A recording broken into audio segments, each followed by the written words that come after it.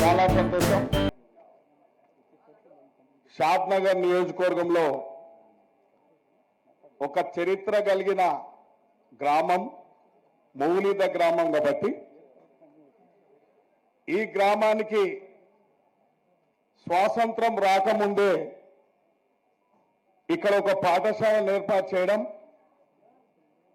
ఈ పాఠశాలలో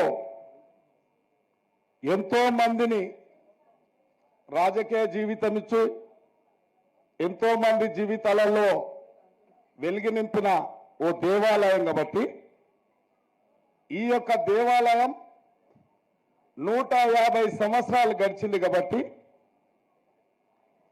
ఈ యొక్క 150 సంవత్సరాలు కలిగిన చరిత్ర కలిగిన ఈ పాఠశాలను వారోత్సవాలు జరపాలని చెప్పి పెద్దలు, పూర్వపు విద్యార్థి, ఒక పేరు ప్రతిష్ట కలిగిన విద్యావేత్త ప్రొఫెసర్ అరగోపాల్ సార్ గారు గత సంవత్సరం రాష్ట్ర ముఖ్యమంత్రి విద్యకు అత్యధిక ప్రాధాన్యత ఇస్తున్న సందర్భంలో వారిని ఇక్కడ ఆహ్వానించి ఈ గ్రామంలో విద్యకు అన్ని సరిపోను నిధులు కూడా మంజూరు చేయించుకోవడం జరిగింది. మరొక్కసారి డిప్యూటీ సీఎం గారికి కూడా ఇక్కడికి ఆహ్వానించడం జరిగింది. పొన్నం ప్రభాకర్ అన్నను కూడా ఇక్కడ ఆహ్వానించడం జరిగింది. మరి ఈ కార్యక్రమం ఈరోజు మీ అందరి మధ్యలో జరుపుకోవడం చాలా సంతోషంగా ఉంది.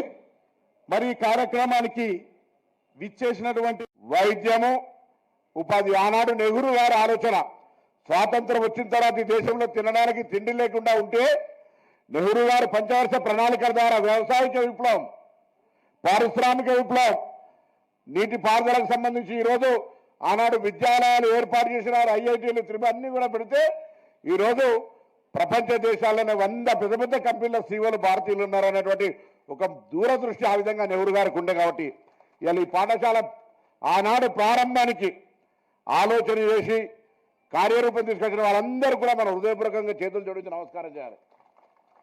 అందుకే లీడర్లు మా ఊర్లో పాఠశాల కావాలి, మా ఊర్లో దవాఖాన కావాలి అనేటువంటి వ్యవస్థల నుంచి ఇప్పుడు ఆ పాఠశాలలకు గవర్నమెంట్ స్కూళ్ళలో నామోషి అనేది వచ్చింది సార్. దయచేసి చాలా క్వాలిఫైడ్ టీచర్స్ ఏమన్నా అంటే తప్పవుతుంది, కానీ నిజంగా కూడా అనేక ప్రవేశ పరీక్షలు పాస్ అయి వచ్చినటువంటి అధ్యాపకుల దగ్గర పిల్లలు జాయిన్ అయితే లేరు. అరకొర చదువులు వాళ్ళు కూడా చదవలేరు ప్రైవేట్ పాఠశాల టీచర్స్, కానీ అక్కడనేమో రంగురంగుల బట్టలు వాహనాలలో అట్రాక్టివ్ మెథడ్లా పిల్లలు అక్కడికి పోతా ఉన్నారు. దీనికి ఇప్పటికే ప్రభుత్వం చాలాసార్లు మురళీ గారి కమిషన్ వేసి కూడా ఆలోచన చేస్తోంది. ఆ పాఠశాల విద్యా దశ మళ్ళీ ప్రభుత్వ విద్యాలయాల పూర్వవైభవం రావాలని కోరుకునే ఒక విద్యార్థి నాయకుడిగా ఈ సందర్భంగా కోరుతా ఉన్నా. తప్పకుండా గౌరవ ఉప ముఖ్యమంత్రి గారు, ముఖ్యమంత్రి గారు ఏ సందర్భంలో మాట్లాడినా గతంలో ఇవ్వడానికి భూములు ఉండే, గతంలో ఇవ్వడానికి అనేక పథకాల ద్వారా డబ్బుండే, ఇప్పుడు అవి రెండింటికి కొరత ఏర్పడ్డది. మనం భావి తరాలకు ఇవ్వగలిగేది ఒకటి విద్య. ఆ విద్య పరంగా తెలంగాణ ఇవాళ మన సర్వే జరిగినప్పుడు హరగోపాల్ గారు ఇవాళ ఈ గ్రామంలో ఈ పాఠశాల చదువుకొని ఇవాళ పెద్ద వ్యవస్థలో ఒక హరగోపాల్ అంటే ఒక ఐడెంటిటీ సంపాదించినంటే వారి ఆస్తి, కులము లేదా భూమి, డబ్బు ఇవన్నీ కాదు, వారు వెనుక ఉన్నటువంటిది ఒకటి విద్య అనేటువంటిది మాత్రమే ఇవ్వాలి. కాబట్టి ప్రత్యక్ష నిదర్శనం మొన్న సర్వే జరిగితే రాష్ట్ర వ్యాప్తంగా ఎవరైతే ఉన్నత స్థానాలకు వెళ్ళిండ్రో వాళ్ళందరూ వెనుక వాళ్ళ కులము, వాళ్ళ డబ్బు, వాళ్ళ హోదా, వాళ్ళ భూములు ఏవి పనికిరాలే ఆ కుటుంబం ఎదగడానికి, ఆ వ్యక్తి ఎదగడానికి కారణమైంది ఒకటి విద్య. కాబట్టి నేను ఇవాళ ఒకటి విద్య పరంగా రాజకీయాలకు అతీతంగా అందరం తెలంగాణ మనం కొట్టాడి తెచ్చుకున్న తెలంగాణ ఈ దేశంలో 29వ రాష్ట్రంగా, చిన్న రాష్ట్రంగా మన విద్యకు అందరం కూడా ప్రాధాన్యత ఇవ్వాలి. తల్లిదండ్రులు ముఖ్యంగా చదువు ఒక పూట మనం తిన్నా తినకపోయినా పిల్లల చదువు పట్ల ప్రత్యేక శ్రద్ధ, ఈ పోటీ ప్రపంచంలో వాళ్ళు ఎదగాలనుకుంటే ఆ అవకాశం ఇవ్వాలని ఈ సందర్భంగా కోరుతూ స్థానిక శాసనసభ్యులు మా అందరికీ ఆత్మీయుడు, మీ అందరి కోసం నిరంతరం మా అందరితో కొట్లాడుతూ నిధుల కోసం ప్రయత్నం చేస్తూ ఈ శాసనసభ నియోజకవర్గ అభివృద్ధి కోసం నిరంతరం తప్పిస్తున్నటువంటి శ్రీ శంకరయ్య గారికి, గౌరవ రాష్ట్ర మంత్రివర్యులు మిత్రులు శ్రీ పొన్నం ప్రభాకర్ గారికి, హైదరాబాద్ సెంట్రల్ ఇన్స్టిట్యూట్లో ప్రొఫెసర్గా పనిచేయటం ఒకటే కాకుండా ఈ రాష్ట్రంలో కాదు దేశంలో కూడా పౌర హక్కుల గురించి గళమెత్తు సామాన్యుడి కోసం నిత్యం మాట్లాడుతున్నటువంటి ప్రొఫెసర్ హరగోపాల్ గారికి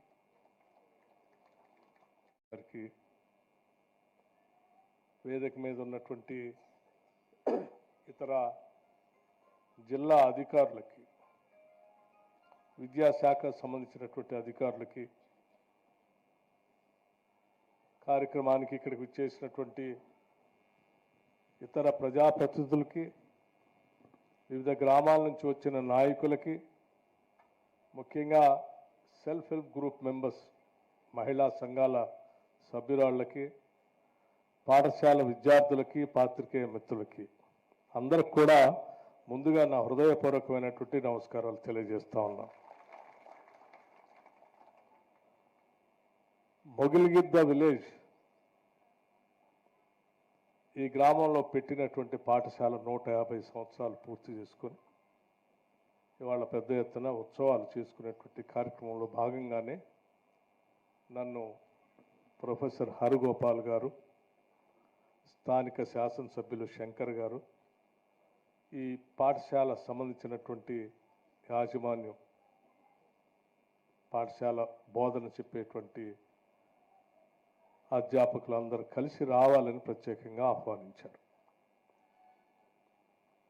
అలాగే ఈ పాఠశాల సంబంధించి గౌరవ రాష్ట్ర ముఖ్యమంత్రి శ్రీ రేవంత్ రెడ్డి గారు ఈ పాఠశాల సందర్శించి ముఖ్యమంత్రిగా ఈ పాఠశాల అభివృద్ధి కోసం గతంలో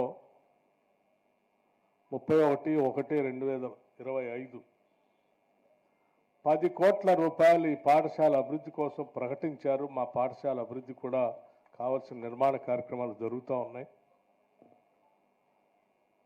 ఈ కార్యక్రమానికి మీరు తప్పనిసరిగా మీరు రావాలి అని చెప్పి వారు ఆహ్వానించినప్పుడు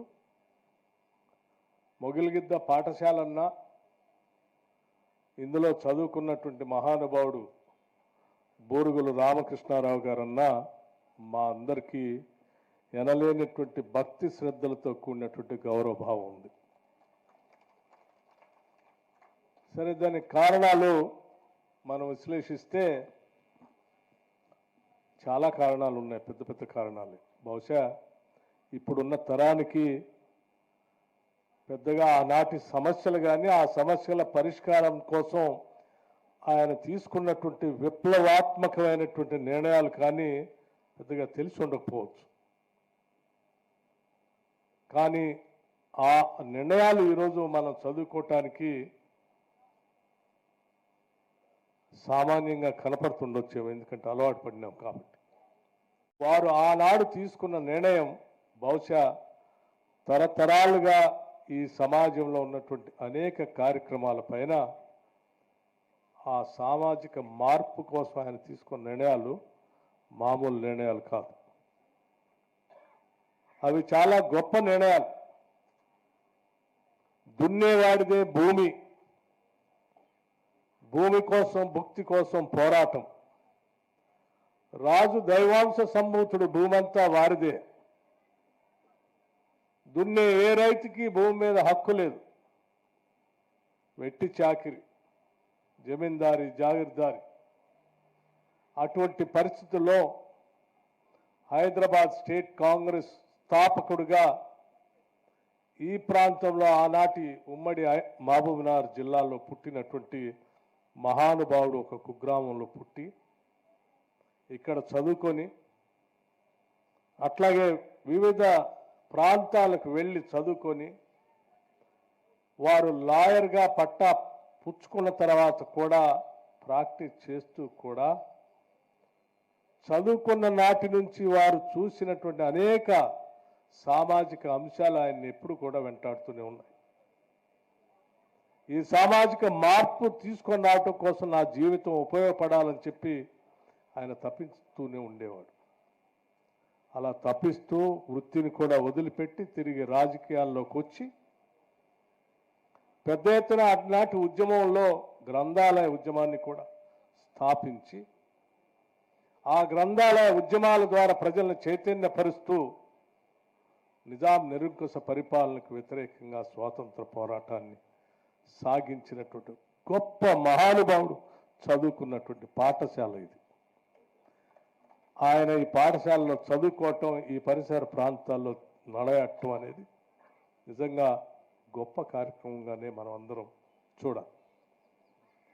ఆనాటి సాయుధ రైతాంగ పోరాటం బహుశా ప్రపంచంలో ఎక్కడ కూడా రైతులు తుపాకులు పట్టుకొని దేశంలో మిగతా ప్రాంతాల్లో స్వాతంత్రం కోసం పోరాటం జరుగుతూ ఉంటే ఇక్కడ ఉన్నటువంటి ప్రాంతంలో భూమి కోసం పోరాటం జరిగింది.